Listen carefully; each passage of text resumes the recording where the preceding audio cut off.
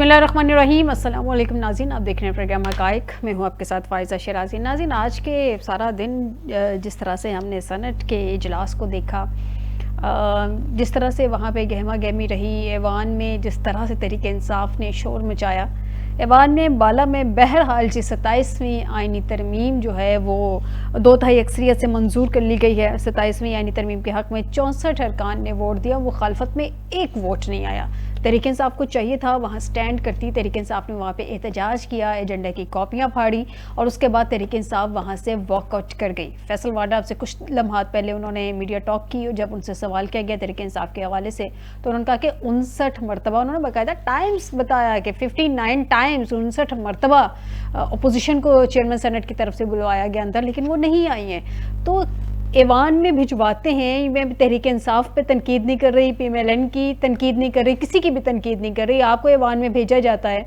आपने कमेटियों से रिज़ाइन कर दिया। अभी कमेटियों में ये मामला गया था, वहाँ पे डिस्कशन रहनी थी, आप वहाँ पे टफ़ टाइम दे सकते थे, लेकिन आपने वहाँ से रिज़ाइन कर दिया। आप जब इलेक्शंस हो रहे थे उस वक्त आप अपनी कौम को ये कह रहे थे कि हम कानून साजियाँ करेंगे, एटलीस्ट कुछ नहीं तो उनको टफ़ टाइम तो देंगे ना, आपके हक़ में स्टैंड तो करेंगे। वो भी नहीं किया। तहरीक इंसाफ क्या कर रही थी आज? क्यों नहीं उसने उसके अगेंस्ट वोट दिया? उसको उसके अगेंस्ट वोट देना चाहिए था। आज जो हमने सुना कि 64 के 64 वोट जो है 27वीं आईनी तरमीम के हक़ में आ गए, क्यों नहीं हमने ये सुना कि 64 वोटों उसके हक में आया, लेकिन कोई 15, 20 या 30 वोट है उसके अगेंस्ट भी आए, 22 वोट उसके अगेंस्ट आए हैं? क्यों नहीं हमने ये सुना? क्यों नहीं तहरीक इंसाफ वहाँ पे खड़ी हुई? ये बहुत बड़ा सवाल है जो तहरीक इंसाफ से ही जानेंगे कि अब ये अवाम को आगे कहा जा रहा है कि जल्द से जुलूस करेंगे, तो अवाम को क्या बताएंगे, क्या करेंगे अवाम के साथ, कितना स्टैंड करेंगे अवाम के साथ? बहरहाल नाज़रीन, PTI के ही एक रहनुमा है सेनेटर सैफुल्ला अबड़ू और सेनेटर अहमद ख़ान JUI से, वो खड़े हो गए जनाब इस वोट तरमीम के हक़ में। और जो सेनेटर सैफुल्ला अबड़ू साहब का कहना है कि वो पाक फ़ौज, क्योंकि पाक फ़ौज ने भारत को शिकस्त पाश दी थी, फील्ड मार्शल आसिम मुनीर को दुनिया भर ने इज्जत दी थी, लिहाजा पाक फ़ौज की वजह से तरमीम के हक़ में उन्होंने वोट दे दिया। वैसे तो JUI उसके अगेंस्ट थी, लेकिन उनके भी एक मेंबर ने वोट दे दिया। अगर शॉर्टली मैं ये कहूँ कि अगर नंबर्स पूरे करने हों तो नंबर्स पूरे कर लिए जाते हैं, चाहे वो किसी भी साइड से नंबर्स पे पूरे किए जाएं, ये इट डजेंट मैटर। आपको बताएं कि हमें ज्वाइन किया है तहरीक इंसाफ से ही सेनेटर हुमायूं अहमद साहब हैं, सीनियर रहनुमा है पाकिस्तान तहरीक इंसाफ के। बहुत शुक्रिया सेनेटर साहब आपका हमें ज्वाइन करने के लिए। आसिम मुमताज़ साहब, साबिक नायब प्रोसिक्यूटर, लॉ एक्सपर्ट, हमें स्टूडियो में ज्वाइन कर चुके हैं। बहुत शुक्रिया आसिम आपका हमें ज्वाइन करने के लिए। राना मोहम्मद अरशद साहब, मेंबर पंजाब असम्बली PMLN, बहुत शुक्रिया राना साहब आपका भी हमें ज्वाइन करने के लिए। सबसे पहले आप दोनों हजरात की इजाज़त से मैं ज़रा हुमायूं साहब से जानूंगी। अस्सलाम वालेकुम सेनेटर साहब। वालेकुम अस्सलाम। सर, हम आज एक्सपेक्ट करते थे कि हमें सुनने को मिलेगा कि 64 वोट उसके हक़ में आ गए हैं, तो कुछ वोट जो है उसके अगेंस्ट भी आए हैं। जैसे आज कहा गया कि कोई एक वोट भी उसके अगेंस्ट नहीं आया। हम उम्मीद कर रहे थे ना सर, मेरे ख्याल में, मैं एक आम पाकिस्तानी हूँ तो आम पाकिस्तानी हर बंदा उम्मीद कर रहा था कि तहरीक इंसाफ वहाँ पे स्टैंड करेगी, तहरीक इंसाफ इसके अगेंस्ट वोट डालेगी। सर, आपने वोट क्यों नहीं डाला उसके अगेंस्ट? बिस्मिल्लाहिर्रहमानिर्रहीम, या कनाबुदो या कनस्तईन। देखिए, इस तरह है कि हमारी बहुत डिबेट हुई थी, इस बात के ऊपर बहुत डिबेट हुई थी। नेशनल असेंबली वाले भी जो हमारे पार्लियामेंट्री है वो थे, हमारे जो सेनेट के भी जो पार्लियामेंट्री पार्टी थी, दोनों की अपनी अपनी डिबेट हुई थी। जनरली हमारा मौक़िफ़ ये था कि हम लोगों को जाना चाहिए, लेकिन फिर फाइनली जो लीडर ऑफ द अपोजिशन दोनों थे, उन लोगों का ये था कि ये इस सिस्टम के अंदर, जिसके अंदर लोगों को अगवा किया जाए, जिसके अंदर लोगों को मतलब मजबूर किया जाए, चाहे ब्लैकमेलिंग हो, चाहे किसी धौंस की वजह से हो या वैसे हो, उस सिस्टम में जाके वोट देना probably it's not the right thing. हाँ, हम लोगों ने उसका भरपूर, उसका हमने कहा कि हमने भी और JUI ने भी, दोनों पार्टियों ने इसका भरपूर इसको रिजेक्ट किया, टोटल रिजेक्ट किया है। और हम लोगों ने उस सिस्टम में जाने से इनकारी हो गए, दोनों की दोनों पॉलिटिकल पार्टीज, हम लोग उसमें जाने से इनकारी हो गए। सेनेटर साहब, सिस्टम में तो सर माजिद के साथ आप लोग ऑलरेडी हैं ना, जब आप लोग सेनेटर हैं, आप सेनेट का हिस्सा हैं, सेनेट के सेशंस अटेंड करते हैं सर, तो सिस्टम का तो आप ऑलरेडी हिस्सा हैं। नहीं, देखिए ऐसा होता है, मैं आपको एक समझाता हूँ। सेनेट का हिस्सा होना एक बात होती है, ठीक है, एक बिल के अंदर हिस्सा डालना, वो जो बिल आता है उसके अंदर हिस्सा डालना वो अलग बात होती है, उसमें वोट करना ना करना, उस चीज़ के अंदर जाना, आप उसको देखिए। अगर मैं किसी चीज़ के खिलाफ जा रहा हूँ, एक स्कूल ऑफ थॉट ये है कि अगर मैं उस सिस्टम के अंदर जाके, लेट्स से इस बिल के अंदर जाके मैं इसके खिलाफ भी वोट करता हूँ, तो that means I am a part of that bill. ठीक है। एक स्कूल ऑफ थॉट ये है कि भाई अगर आपने ये इतनी गलत चीज है, why should you be a part of that thing, आप उसको टोटल रिजेक्ट करके उससे किनारा कशी कर लो, उसे कहो कि हम ये नहीं करते और आप उसके खिलाफ एहतजाज करो। That is what we thought would be the better thing. तो मैं भी ये समझता हूँ कि जिस तरीके से ये सारा का सारा मैनिपुलेट हुआ है, और खास तौर पर देखिए एक बात याद रखिए, इस सबसे बड़ी और गंदी चीज जो इस पूरे जो आईनी तरामीम में जो थी वो ये था कि ये कुरान और सुन्नत और हदीस के खिलाफ था, ये हमारे आर्टिकल 1 के खिलाफ था। आर्टिकल 1 कहते हैं कि आपकी कोई शिक भी जो है ना, कानून में कोई शिक भी जो है ना, वो इस्लाम और उसके उससे बाहर नहीं जाती।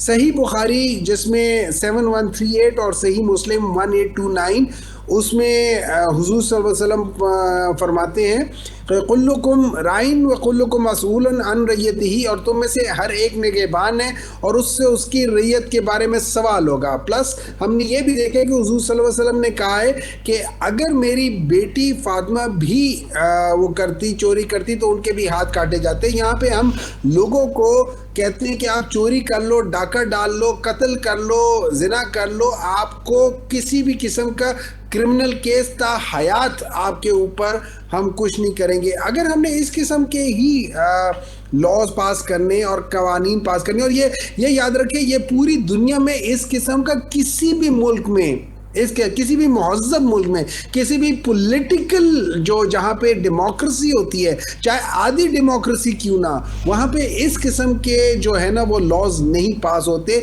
ये टोटल इस्लाम के खिलाफ है। इन लोगों ने इतना जुल्म किया ये चीज़ें करके, भाई आपको किस चीज़ की क्या ज़रूरत है ये करने के लिए। तो इस वजह से आई थिंक सर इस्लाम के खिलाफ कौन सी शिकें हैं, जरा हाईलाइट कीजिएगा। मैं फिर आसिम मुमताज साहब से आर्टिकल 248 के अंदर जो इस्तिस्ना है जो प्रेसिडेंट को है, और दूसरा जो है जो किसी भी शख्स को जो कंप्लीट आप जब इस्तिस्ना देते थे फ्रॉम क्रिमिनल केसेस, तो वो चीज़ बेसिकली ये आर्टिकल 1 के खिलाफ वर्जी है जी। क्योंकि ये इस्लाम में हर एक is answerable, everybody is answerable.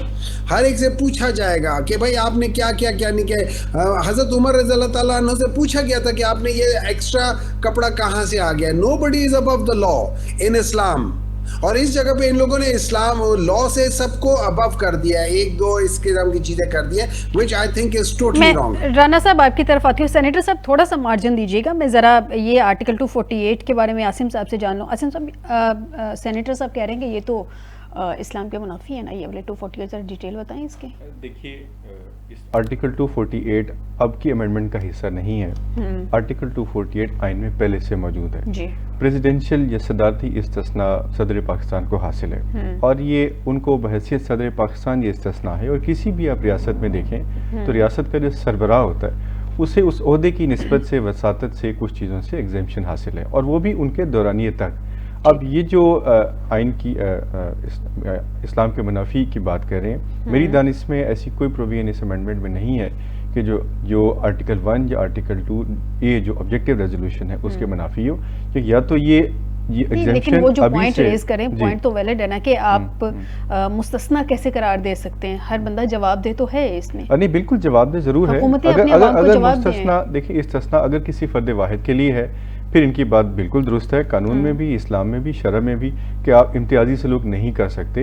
एक ही जैसे ओहदे पे, एक ही जैसे जो है ऑफिस के लिए आप इस्तिस्ना का मेयार कैसे मुख्तलिफ मुकर्रर कर सकते हैं। लेकिन ये आर्टिकल 248 इसमें महज सदर पाकिस्तान नहीं बल्कि वज़ीर आज़म, गवर्नर और बाकी भी बहुत से ओहदे जो उसमें जिनकी तफसील दर्ज है उनको इस्तिस्ना आइन में हासिल है। और उसमें अब जो एडिशन की गई है बाय 27th अमेंडमेंट, वो सिर्फ जो आपकी चीफ ऑफ डिफेंस फोर्सेस हैं उनको वो इस्तिस्ना जो सदर पाकिस्तान को हासिल है उस दौरानिए में, कि जब तक वे उस ओहदे पे बिराजमान है तब तक वो इस्तिस्ना नहीं, फॉर लाइफ है, फॉर लाइफ है जी, फॉर लाइफ है। उनकी जो ऑनरेरी जो उनका होता है उस हद तक जो इस्तिस्ना है जो सदर पाकिस्तान को हासिल है वही चीफ ऑफ आर्मी स्टाफ को भी और चीफ ऑफ डिफेंस फोर्सेस को हासिल है। तो ये हाँ, अगर तो कोई ऐसा फेल है जो आइन या कानून के मुतसादिम है फिर तो बात उनकी दुरुस्त है, लेकिन अगर कोई ऐसा फेल जो आइन के दायरे कार में रहते हुए आपने किया है उसके लिए इस्तिस्ना आर्टिकल 248 में मौजूद है। ठीक हो गया। राना साहब, आप कुछ कहना चाह रहे थे, एक तो मुझे इस बात का जवाब दे दीजिए कि आप किस तरह से इस्लाम के अगेंस्ट जाके आपने तरमीम कर दी। सेनेटर साहब का पॉइंट वैलिड है, हर एक को यहाँ पे जवाबदेह होना चाहिए और हुकूमतें अपनी आवाम को जवाबदेह होती हैं। सेकेंडली, राना सनाउल्लाह साहब ने स्टेटमेंट दी ये तरमीम बहुत बेज़रर है। बेज़रर होती तो सर अपोजिशन चले एटलीस्ट वहाँ पे एहतजाज ही करती, लेकिन खड़ी तो रहती ना।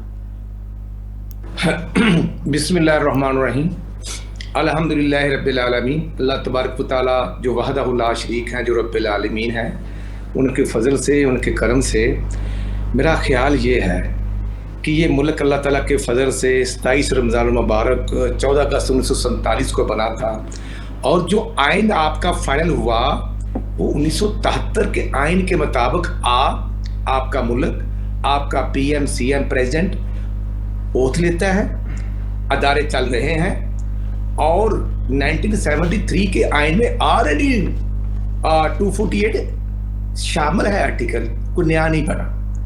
अब देखना ये है कि सदर जरदारी साहब तो पहले भी सदर थे और उसके बाद वो जेल में भी गए।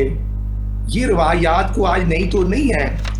मियां नवाशी साहब 3 दफा प्राइम मिनिस्टर रहे। लेकिन राना साहब, जरूरत क्या पेश आ गई, सदर साहब को जरूरत क्या पेश आ गई इस तरह से आपको फेवर करने की? ठीक है, हम अपनी अफवाज के बारे में मानते हैं कि उन्होंने एक बड़ी अहम जंग लड़ी थी, सदर साहब को करने की क्या जरूरत पेश आ गई थी? मेरा ख्याल है कि आपको या मुझे इतनी परेशान होने की भी जरूरत नहीं। सर, हमारे मुल्क का आइन है, हम अभी आप देख लें, मैंने आपसे सवाल किया, आपको गुस्सा आ गया। सर, जवाबदेह होते हैं ना हमारे पॉलिटिशियंस। आपके पास पेंसिल भी है, कागज भी है, आपने सवाल किया, मुझे जवाब देने का हक। जी प्लीज, जी प्लीज। मुझे सांस लेने का भी हक दें, मुझे बोलने का भी आप हक दें। सर, सारे हकूक ही आपके पास है अभी। कर सकूं राना साहब, सारे हकूक ही आपके पास है। जी प्लीज कंटिन्यू रखें। जी, मैं अर्ज ये करना चाहता हूँ कि 1973 के आइन के मुताबिक जी जब 25 जुलाई 2018 को RTM सिस्टम बैठा और उसके नतीजे में एक पार्टी गवर्नमेंट में आती है, तो वो खदाना खास्ता कुछ शरीर लिहाज से कुछ चीज वाज़े हो गई थी कि RTM सिस्टम को बिठा दिया जाए, GTO के लोगों को हरा दिया जाए और ये इस्लाम में जायज़ है। मेरा ख्याल है कि ऐसे नहीं, और मेरे इल्म में जरूर इजाफा किया जाए। फिर मैं अर्ज करूंगा कि ये बात प्राइम मिनिस्टर अगर ये इस्तिस्ना लेते, जब शबाशी साहब आए और उन्होंने जब कैबिनेट मीटिंग, वो आउट ऑफ कंट्री थे, जब कैबिनेट मीटिंग हुई, जब वो रात को आए, उनको पता चला कि ये अमेंडमेंट में ये चीज शामिल की गई है, तो उन्होंने फौरी तौर पर कहा कि नहीं, मुझे चाहिए इस्तिस्ना, नहीं लिया। और अर्ज मैं करता हूँ, ठीक है, जब चीफ ऑफ आर्मी स्टाफ का ओहदा था और मियां नवाज शरीफ गिरफ्तार थे, शहबाज शरीफ गिरफ्तार थे, तो जब नेशनल असेंबली में वोटर की बात आई थी, हम जेलों में थे, लेकिन एक अदारे के सरबरा की बात हुई थी कि जो चीफ ऑफ आर्मी स्टाफ होगा उसका अख्तियार हर प्राइम मिनिस्टर को होना चाहिए। तो उसमें क्या रही था, उस वक्त नियाजी साहब थे, उन्होंने बना दिया, अब शबाशी साहब है। ये आईनी होते हैं। मैं इस जानिब आती हूँ राना साहब, की जात के लिए कानून नहीं बना, बिल्कुल जेब में रखें। अगर डॉक्टर आरिफ अलवी साहब थे और उस वक्त प्रेसिडेंट की तनख्वाह को 2.5 लाख के करीब थी, और उसी तरह PM के पास इतनी तनख्वाह थी, ममनून हुसैन तो वो 2.5 लाख या 2.25 लाख लेते रहे, लेकिन अलवी साहब ने और खान साहब ने कहा कि हमारी PM और प्रेसिडेंट का इन तनख्वाह में गुजारा नहीं होता। ठीक हो गया, वैसे गुजारा तो आपके पंजाब असेंबली और नेशनल का भी नहीं होता था ना, आपने उन तनख्वाहों में इजाफा कर लिया। जरा सा मार्जिन दीजिएगा, मैं सेनेटर साहब की तरफ आऊँ। ये कहा था राना साहिब, जरा सा मार्जिन दीजिएगा, मैं सेनेटर साहब से पूछता हूँ। इसलिए मैं अर्ज करना चाहता हूँ, हम सब मुसलमान हैं, हम सब कलमा गो हैं, ला इलाहा इल्लल्लाह मुहम्मद रसूलुल्लाह पढ़ने वाले हैं। हमें इस हद तक नहीं जाना चाहिए कि हम किसी को टारगेट करते करते आगे चले जाएं। ठीक है, ठीक है। तो ये कहाँ लिखा है कि 2/3 अक्सरियत वाला प्राइम मिनिस्टर हो, और अगर उसका नाम नवाज शरीफ है तो वो बेटे से तनख्वाह नहीं दी। सर, मैं उस जानिब आती हूँ, सर मैं उस जानिब आती हूँ। राना साहब प्लीज थोड़ा सा मार्जिन दे, मैं सेनेटर साहब से एक क्वेश्चन कर लूं। राणा साहब प्लीज थोड़ा सा मार्जिन दीजिएगा। मुझे सेनेटर साहब ये बताइएगा कि ये जो आज अबड़ू साहब ने उनके हक में सैफुल्लाह अबड़ू साहब ने वोट दे दिया है, पहले क्या आप लोगों के नॉलेज में था कि अबड़ू साहब ये करने जा रहे हैं, या उनको प्रेशराइज किया गया था, जैसे आप लोग पहले बता देते हैं कि आपके लोगों के साथ राबते किए जा रहे हैं, ऐसा कुछ आप लोगों के नॉलेज में था या आप लोगों के लिए भी सरप्राइज ही था? देखिए, सबसे पहले मैं एक कमेंट कर लूँ। आसिम साहब इज़ अ लॉयर, मेरे ख्याल में लिखा हुआ है कि साबिक नैब प्रोसिक्यूटर भी रह चुके हैं। तो अब मुझे नहीं पता नैब किस तरीके से प्रोसिक्यूट करती है, वरना उनकी कोई रेपुटेशन नैब वालों की कोई खास अच्छी नहीं है। लेकिन मैं आपको बता देता हूँ, आप जरा इस आर्टिकल को पढ़ लें। मतलब नॉर्मली शायद नैब पूरा आर्टिकल पढ़ती नहीं है, वो पुरानी चीजें पढ़ लेती है। इस आर्टिकल में और पुराने आर्टिकल में फर्क है। जी ठीक है, मैं जरा मुझे बोल लेने दें जी प्लीज। उन्होंने जो चीज पढ़ी है वो थी कि ड्यूरिंग द जॉब, जब तक एक प्रेसिडेंट अपनी जॉब पर है उसको इस्तना है, उसके ऊपर किसी को कोई प्रॉब्लम नहीं है, और वो बहुत सारी जगहों पे हो जाता है, और उसके बाद फिर उस पे इम्पीचमेंट या चीजें आ जाती हैं। अब जो दूसरी चीज है, जो इस दफा उसको अमेंडमेंट, अगर वही चीज होती तो फिर अमेंडमेंट की जरूरत ना होती ना। इस दफा क्या हुआ है कि ताहयात, मतलब अगर इनके बस में होता तो ये कहते हैं क़यामत तक कोई उनसे सवाल नहीं पूछ सकता, लेकिन शायद इनको उस वक्त तक इनके इख्तियार में था नहीं, तो इस वजह इन्होंने लिखा ताहयात कि भाई ताहयात जब तक जिंदा है उनके ऊपर कोई क्रिमिनल केस नहीं हो सकता। क्रिमिनल केस नहीं हो सकता means he can do any crime. That's the problem. Number 2, जो प्राइम मिनिस्टर साहब हैं उनको उनके चंद चेलों ने कहा कि जी आप भी कर ले, और वो सुनने में आया था कि वो शुरू में खुश हो गए थे और वो कर लिया था, फिर अचानक शायद, अब मुझे नहीं पता, पार्लियामानी अल्फाज का दिखाओ कई।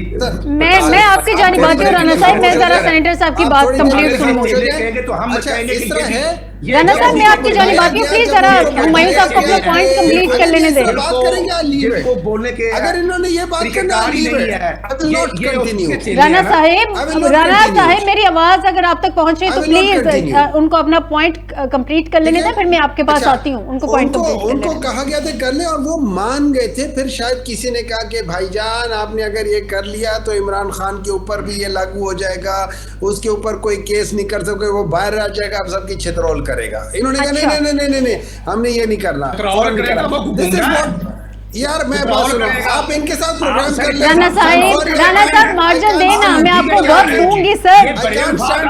राणा साहब आपको पूरा वक्त दिया जाएगा, लेकिन मुझे आप छतरौल करेंगे तो शरीय लिहाज से डबल छतरौल आपकी होगी। राणा साहब उनको अपना आर्गुमेंट कंप्लीट कर लेने दें, मैं आपकी जानिबाती हूँ। हमारी शरीयत जो है, जो मुसलमानों की शरीयत है, आंख के बदले में आंख, कान के बदले में कान।